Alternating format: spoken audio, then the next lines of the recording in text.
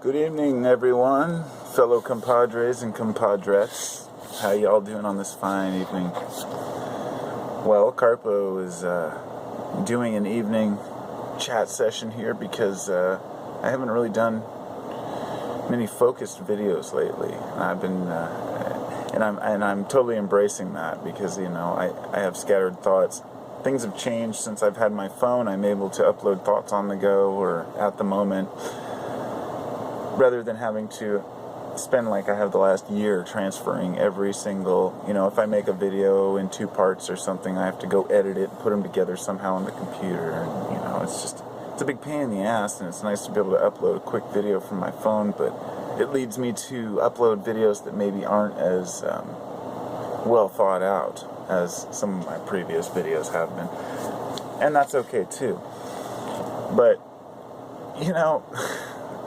it's just been a crazy day. I left my hose running while I was filling my reservoir for my grow room, and it's on the very top of the incline of the garage, so basically all the water ran out for 5 full minutes and flooded my garage, and it ran down under my tools, out the front of the garage, down the street to the drain. It was like full-blown like flood, and I was able to deal with that with grace. It was a little bit frustrating. I had both of the kids around, so I had to deal with, they wanted to come out in their boots and play in the flood, and I'm trying to clean up my tools and get all the power cords up, and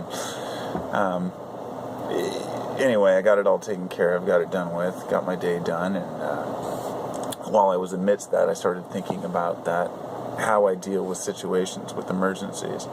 And one of my early, I'd say one of the best pieces of, I've been passed a lot of good information by people, like books and ideas and whatnot. And from my brother, I've honestly got some of the best pieces of literature and audio, because he's a lot like me. And there's this, actually 2 of the best pieces that I've ever come across were from him. One was Sam Harris, Letters to a Christian Nation, which I read years ago and really put that into perspective. Although I find him to be dry and a little bit, condescending. He's not my idol by any means. But anyway, it was an interesting piece of literature. But the one that really got me was called Deep Survival.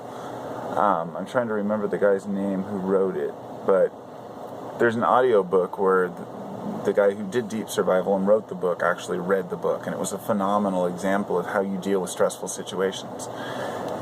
And he was an ex-military guy, and he would talk about pilots and how they'd go into these stressful situations and they'd panic, and the ones that stay alive are the ones that, keep their focus, keep their cool. So, like, when something happens, like you flood your garage, you can sit there and scream and worry about it, freak out, or just focus and deal with the problem at hand. Now, all this BS talk is basically coming full circle so I can explain. It's like a explanation for what I'm going to talk about here, which is waking up. People who have awakened to their own reality, whatever that may be. Now, I'm not sitting here saying that there is a particular reality to wake up to, because I've moved past that, and I mean that I've really seen that it's ridiculous that people think that there's something particular thing that people need to wake up to. There are many conspiracies going on. Some of them are real, some of them aren't. There's a lot of corruption going on. Some of it we can deal with, some of it we can't. There's a lot of spiritual awareness. Some of it's real, some of it's not. Maybe none of it's real, maybe all of it's real. I don't know. And so far I haven't found anyone who has conviction strong enough to be able to prove that there is any real consistency within any of this waking up kind of nonsense. But I'm going to use the term because what I mean by waking up is a person who has found their inner strength and ability for them to cope with life on life's terms, okay? That's about the simplest I can put it. Being able to change your mind about looking at negative things, changing your outlook on life, which, I remember years ago when I heard that old change your mind, change your life, quote, we've all heard it. And it was like kind of a a joke that I was running in the back of my head. I always knew this. Like, it was something, I always told myself, like, I hope one day I'll be in control of my mind to where I can focus. And I always thought it was something that you had to, like, wait to attain or reach this state. And then I realized, no, it's something you have to develop. So I started working on it. And once I got to the point I'm at now, where I'm at the state I'm at now, I can't go back to simple life. I can't go back to working a job that I don't believe in. I can't go back to pretending like, how do I explain it? I can't go back to regular life. I can't go back to society. I was never really in society, which is why I'm trying to word this as the best I can, because I've always been kind of an outcast. I've always been different. I've never tried to fit in. I've always been an individual, independent. I always went against the grain. I've always worn the clothes I want, done the things I want. I never tried to fit in. I never tried to be cool. I never tried to have style other than the style that was different from everyone else, yet similar to a few people, because as different as I am, I always wanted to fit in somewhere, right? I mean, you don't want to be, it's obvious. I don't even need to go into details there.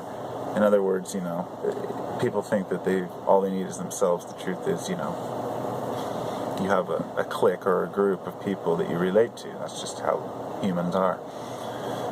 So, anyway, simplicity is no longer an option once you reach that state. And I started to think, is it a curse or a blessing? I mean, it's always been my thought, intelligence, awareness, is it a curse or a blessing?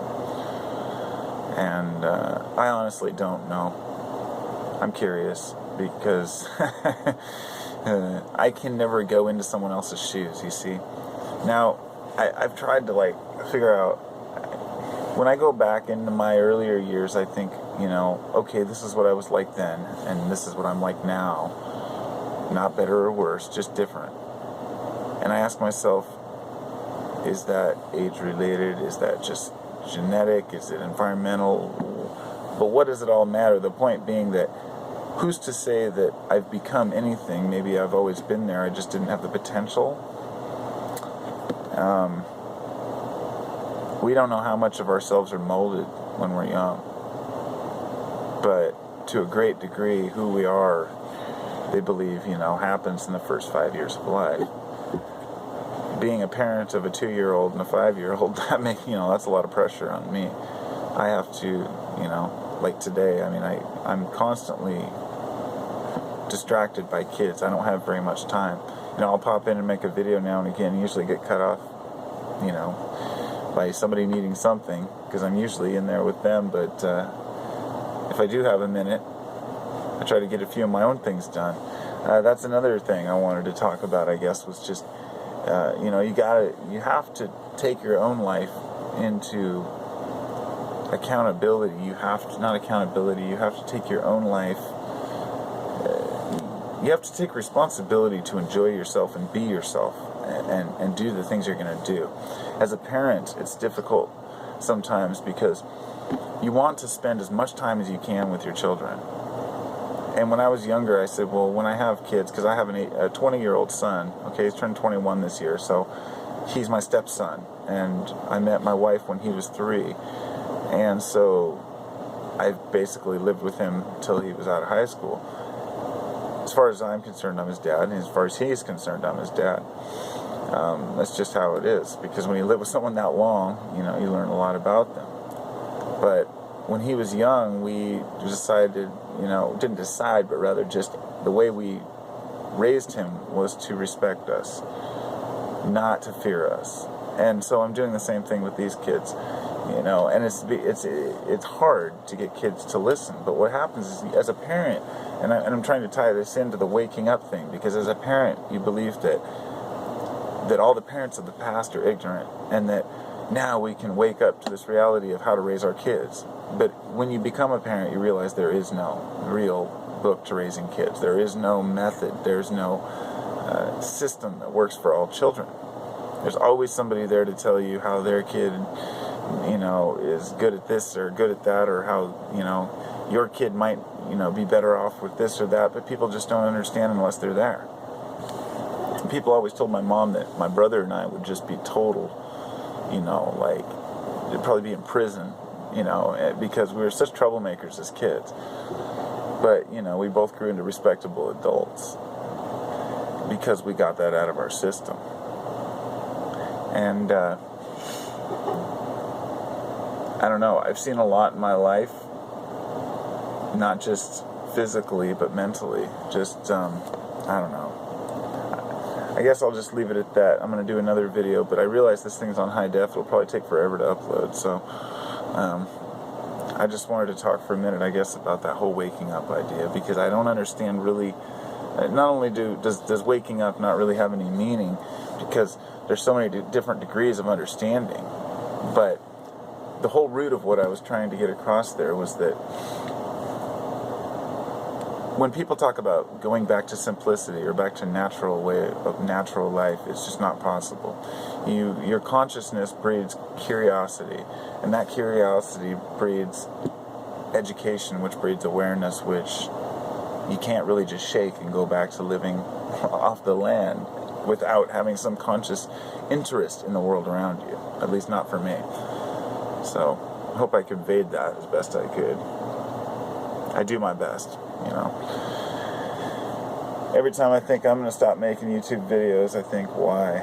I just keep doing it because it's interesting to me. It helps me to get my points out, and I think that's cool. I guess what keeps me going is when I think, why am I spending 15-20 minutes to make these videos? And then I think, well, there's people that spend hours and hours editing together videos of nothing more than, say, some short little animation or something, that will be forgotten. And just like this will be forgotten, but at least I felt like I can communicate with people and connect. And everybody has their own art to connect, and mine happens to be making videos, I guess, talking with people. And it's good to know y'all. So have a great afternoon, evening, morning, whatever it may be. Peace.